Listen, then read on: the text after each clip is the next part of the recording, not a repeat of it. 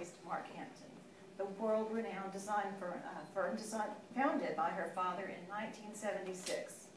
Alexa specializes in high-end design services for commercial and residential spaces, and her work has been featured in some of the country's most influential magazines and newspapers, as well as ABC's The View, Good Morning America, and others.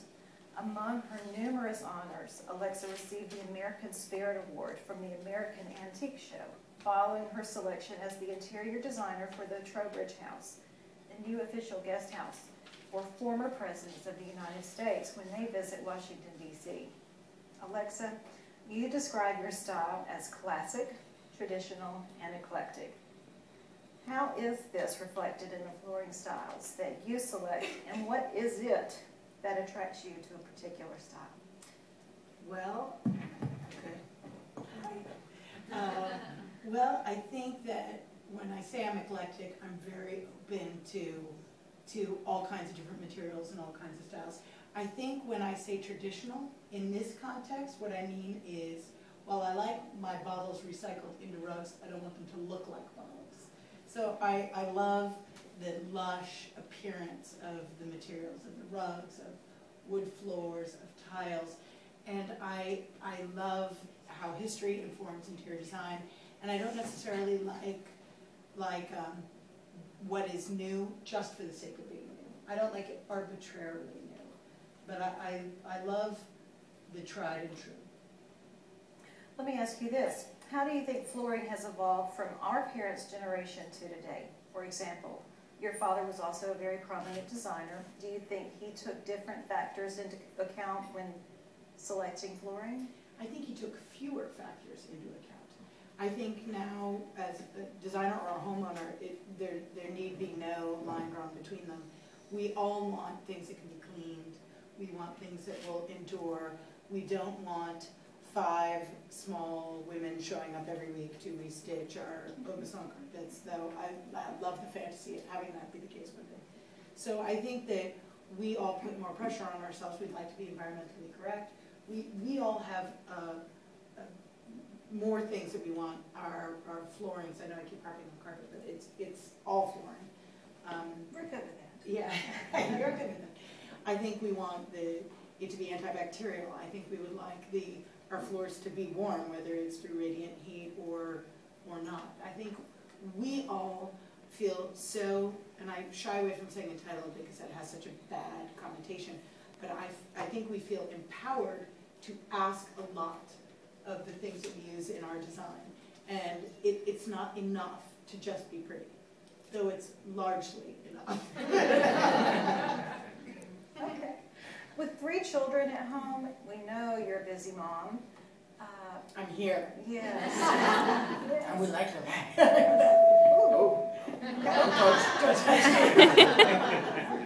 So as a mom and a designer, I'm interested in your point of view of how kids or having children might influence a homeowner's flooring choices. Well, that would influence it heavily. Before I tell you about my family life, which is a sad admission of one woman's being conquered by her children, I would like to relay a story. I once was providing flooring, I'll say, that was carpet, for a client, and they had a German Shepherd, and one day, and of course we sprayed the carpet, we did all kinds of things to make it treatable. Now, in this day and age, I would have probably sprayed it with something else that was both treatable and less toxic. I'm sure it was inadvertently toxic. But anyway, one day I walked in and their dog, while out playing, had stabbed itself on something. And it was fine, the dog lived, but it had bled profusely on the carpet. And my clients were quite irate to find not quite the exsanguination of their dog on the rug, but a good amount of blood. And they're like, we treated this carpet, how can it be stained? And I was like, yeah, we treated it so it could be treatable. There's nothing you are going to ever be able to do to any kind of carpet to make it withstand that onslaught. So already there are certain things there are certain battles that will not be won, whether it's a wounded animal or, in my case, 3 children under 4. But I am sad to say that in many things I'm a total hypocrite. My children don't watch TV. They have no idea that I carve hours out of each of my days to watch a large number of television shows. And I have also taken all the furniture out of our living room, and I have blue plastic tiles on the floor right now. Their bedrooms have a cut pile, velvet carpet, and so far so good. But I'm pretty, I don't want to be that parent who is oblivious and who's pretending like the carpet's not going to get roughed up. But at the same time, I don't want to capitulate so completely as I have in my living room. So I am learning firsthand how I have to navigate this. You know, I have to have this to and fro with my kids. So I have a much deeper sympathy for my client, even the ones with deep bleeding dogs. And it was my daughter that took a Sharpie and colored pictures all over furniture. Yeah, I have walls. It happens. Thank you, Alexi. Thank you.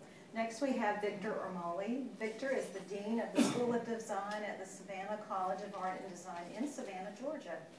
While his personal focus has been industrial and environmental design, Victor's responsible for overseeing the design careers of thousands of SCAD students, whose varied interests include sustainability, design management, fibers, and furniture design, among others. Victor's position at SCAD provides him with unique insights into the trends that tomorrow's designers will be bringing to the marketplace. During his 17-year career, Victor's been featured in Business Report's 40 Under 40